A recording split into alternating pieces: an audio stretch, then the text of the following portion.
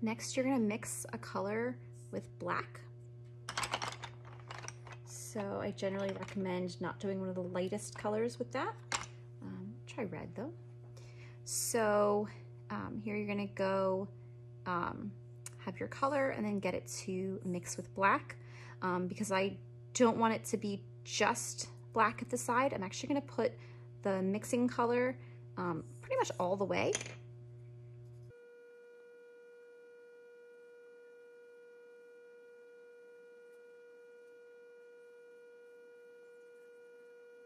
And that was with like a medium kind of pressure.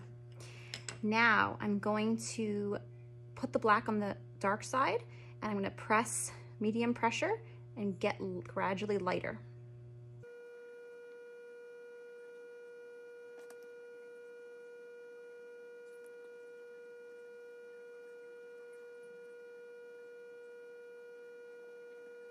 Now I'm pressing darker.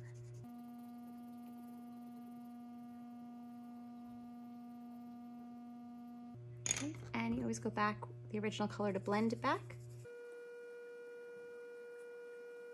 Using medium to dark dark pressure. Okay, so that's a color to black. Now a color to white. Now, we always want whites to work better than they do. Honestly, the best way to get lights is to do that, but we're gonna try it out with here, just to see what it does. Similar to here, I'm gonna put the violet everywhere first. Oh, I messed up. It's supposed to be light to dark, so let's pretend that's not there. So instead I'm gonna put the violet, I think that won't matter too much. More pressure here.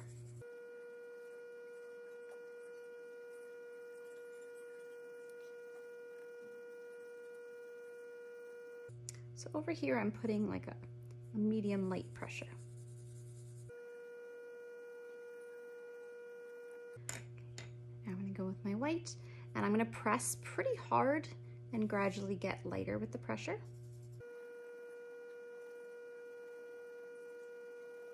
So I'm pressing really hard and it's not doing all that much. Just to show you what the whites really do. If you were to get a really expensive brand of colored pencils, sometimes the whites actually do something. Also, if you were to be working on color paper or black paper, the whites would do something. But on white paper, the brands that we use, that the school grade brands, really don't do very much. A little bit, but not much. The last thing we're gonna do is the color and its complementary color. For this, you have to look at the color wheel again. The complementary color pairings are blue and orange, yellow and violet, and red and green. So you're gonna pick one of those.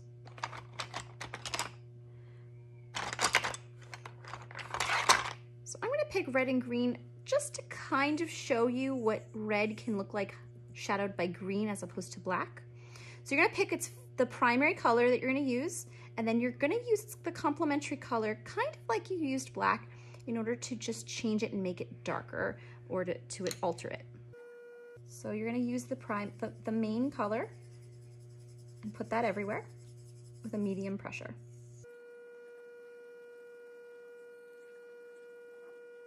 And you're gonna go in with the complementary color on the one side.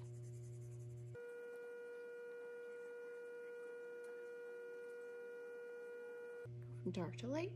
And you always go back with the red, and now darken up the red overall and blend.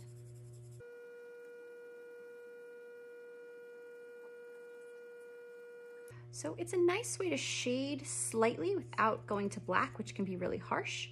It kind of gives it like a natural brownish kind of version of your color, depending on the combinations you use. The last thing you're going to do is practice shading something to make it look three-dimensional. So these are two cylinders, and this little sun represents where the light is coming from. So usually you have, either if you're outdoors, it's the sun. If you're indoors, it's like a lamp or a lighting unit. You have a direction of light coming in.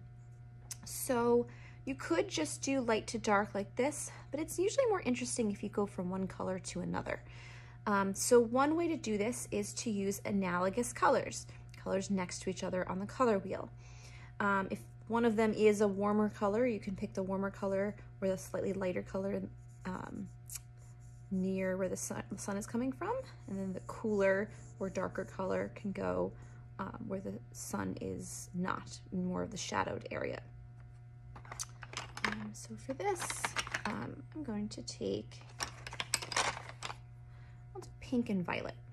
Now, pink is a version of red, so red and violet are next to each other on the color wheel. And violet is a cool color, red is a warm color, and it's lighter, so this is where it's going to be closer to the sun. On the top part of the cylinder, I'm just going to start light and then go dark.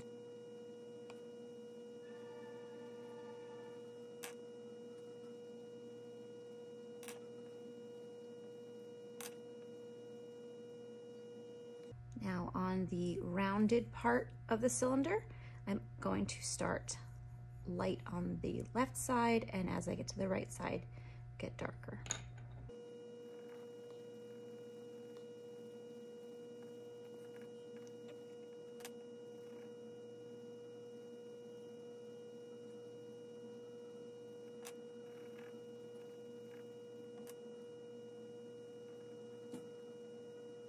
Notice how I layered back and forth just a couple times to get the color I wanted. For this, so this was analogous colors. For this, I'm going to use complementary colors, similar to this, to shade. So I'm going to pick orange as the main color, and I'm going to shade it with blue, which is its complementary color. The light is coming in over here, so it's going to be lighter on top and get gradually darker on the flat part of the cylinder. I think the light actually hits right here the lightest.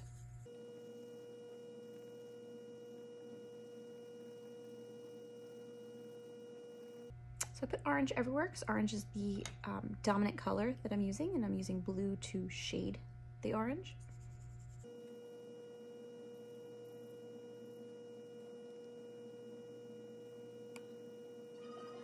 And I said the lightest part would be this over here, so I'm actually going to put a little bit of shade at the very top,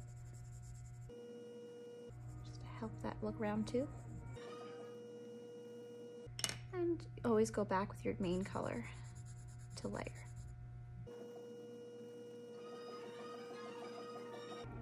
See, by going back over with the main color, it takes some of the brightness of the blue away and it blends it more together. Here, similar to that, but this is on the opposite side, the shaded side, so this whole thing is going to be darker.